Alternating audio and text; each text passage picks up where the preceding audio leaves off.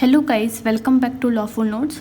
तो हमने last lecture से sale of goods act 1930 start कर दिया है, जिसमें हमने देखा कॉन्ट्रैक्ट ऑफ सेल क्या होता है, उसकी एसेंशियल एलिमेंट्स हमने देखे। आज हमारा टॉपिक है sale and agreement to sell. क्या होता है सेल और क्या होता है एग्रीमेंट टू सेल, क्या इनके बीच में डिफरेंस है।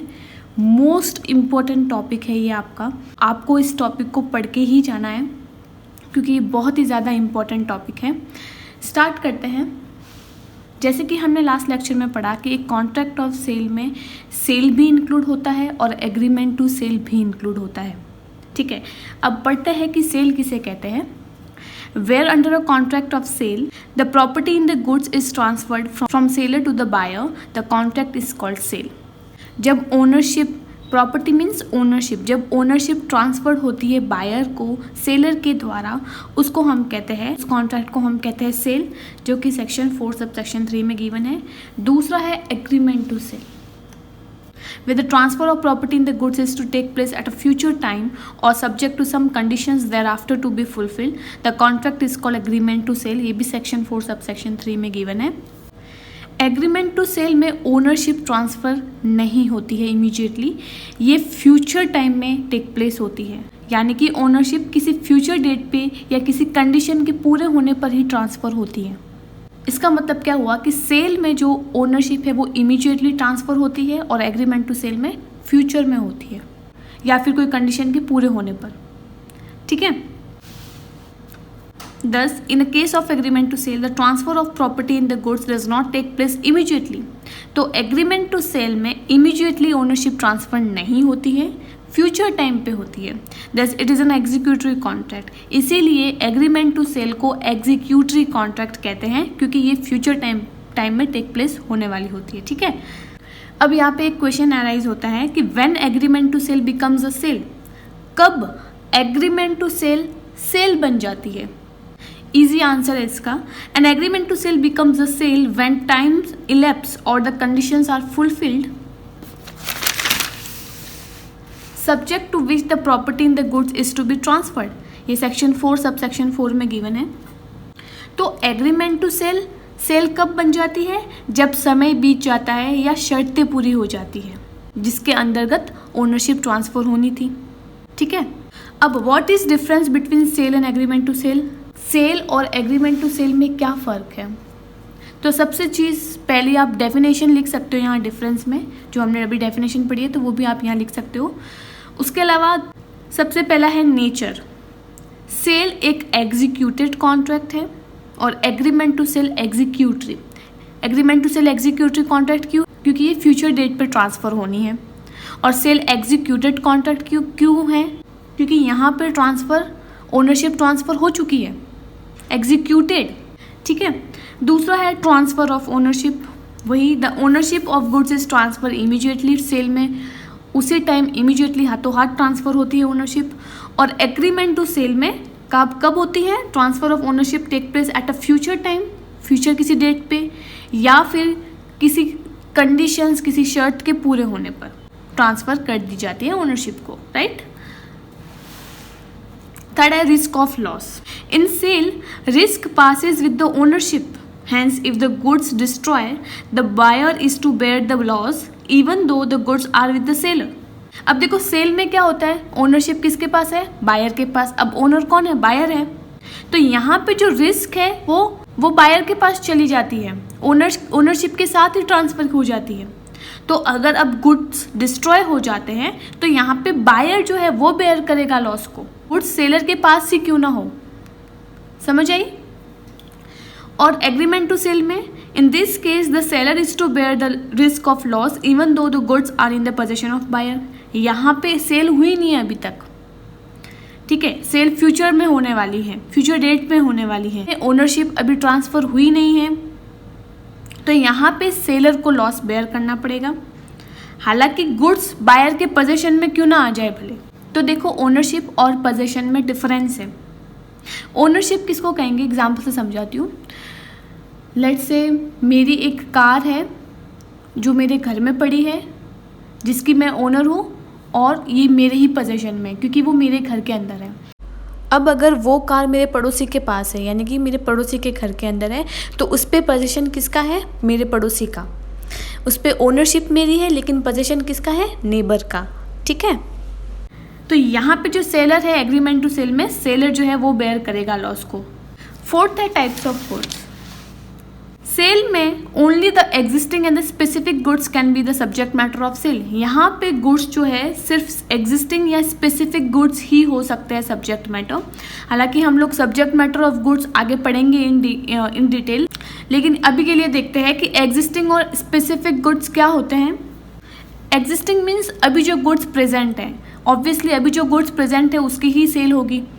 और specific goods means a particular goods, जैसे कि ये ब्लैक कलर की गाड़ी मैं सेल करने वाला हूँ, ये एग्जांपल हो गया, तो वो स्पेसिफिक गुड्स हो गए। तो सेल में एग्जिस्टिंग और स्पेसिफिक गुड्स ही सब्जेक्ट मैटर हो सकते हैं।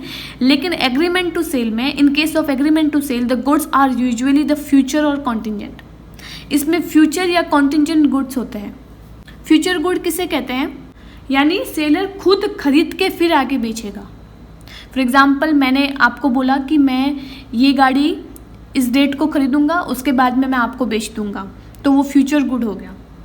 तो एग्रीमेंट टू सेल में फ्यूचर और एग्जिस्ट और कॉन्टिजेंट गुड होते हैं। लेकिन ये भी ज़रूरी नहीं है कि हमेशा फ्यूचर गुड्स का ही हो। ठीक है, ये भी ज़रूरी नहीं है कि एग्रीमेंट टू सेल में हमेशा फ्यूचर गुड्स ही हो, एग्जिस्टिंग गुड्स भी हो सकते हैं। लेकिन सेल में हमेशा एग्जिस्टिंग और स्पेसिफिक गुड्स ही होते हैं, ये याद रखना। ठीक है, फिफ्थ है कन्वीनियंस ऑफ प्रॉपर्टी। अच्छा, कन्वीनियंस मीन्स क्या होता है? Convenience means transfer. Transfer of property का मतलब क्या है? मैंने आपको कई बार बताया, प्रॉपर्टी मीन्स ओनरशिप। तो convenience of property means transfer of ownership from one person to another. ठीक है, अब देखते हैं इसमें। A sale implies a contract plus convenience of property. Sale का मतलब क्या है? एक सेल एक कॉन्ट्रैक्ट है और कन्वीनियंस ऑफ प्रॉपर्टी भी है। Therefore a buyer gets a right in rem, he can enjoy the goods against the whole world. Sale में बायर ओनर बन जाता है। ठीक है, ओनरशिप किसके पास होती है? बायर के पास होती है। वो ओनर बन जाता है, तो उसके पास राइट है कि वो उस गुड्स को एंजॉय कर सकता है पूरे वर्ल्ड के अगेंस्ट। और यहाँ पे एग्रीमेंट टू सेल में there is no convenience of property, क्योंकि वहाँ पे अभी तक ट्रांसफर ऑफ ओनरशिप हुई नहीं है, फ्यूचर डेट में होनी है। It gives buyer the right against the seller only. यहाँ पे बायर को सिर्फ सेलर के अगेंस्ट राइट मिलती है, जिसको हम लोग कहते हैं राइट इन पर्सोनम। पर्सोनम मीन्स एक पर्सन के अगेंस्ट राइट। यानी कि अगर सेलर कोई गड़बड़ करता है, कुछ डिफॉल्ट करता है, तब तो उसके खिलाफ राइट है बायर के पास। ठीक है, लेकिन यहाँ पे सेल में सिर्फ सेलर के अगेंस्ट राइट नहीं है, उसके पास पूरे वर्ल्ड के अगेंस्ट राइट है, क्योंकि अब वो खुद ओनर है उस चीज़ का। ठीक है, सिक्स्थ है right of unpaid seller. Unpaid seller किसे कहते हैं?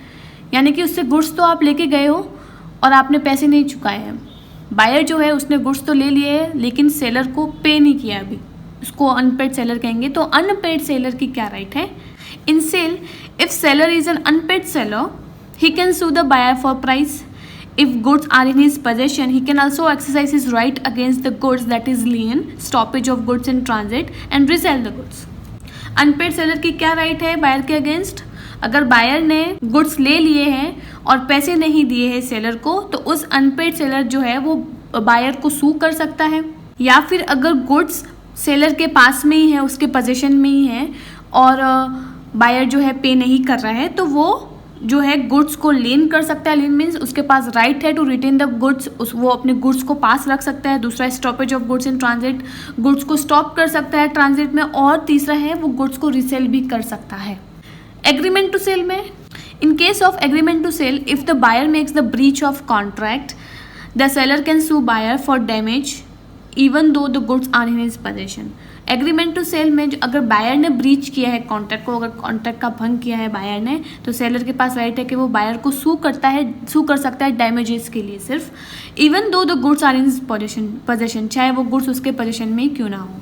ठीक है, तो मतलब इससे फ़र्क नहीं पड़ता है कि गुड्स किसके पोजीशन में। अगर कॉन्ट्रैक्ट का ब्रीच हुआ है बायर की तरफ से, तो सेलर उसको सू कर सकता है डैमेजेस के लिए। सेवेंथ है राइट ऑफ बायर। अब बायर के क्या राइट है?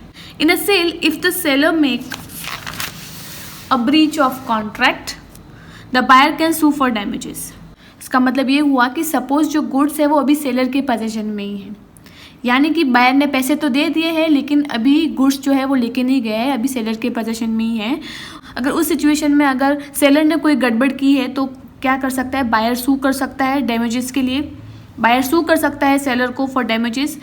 If the seller resells the goods the buyer can even sue the third party for recovery of goods.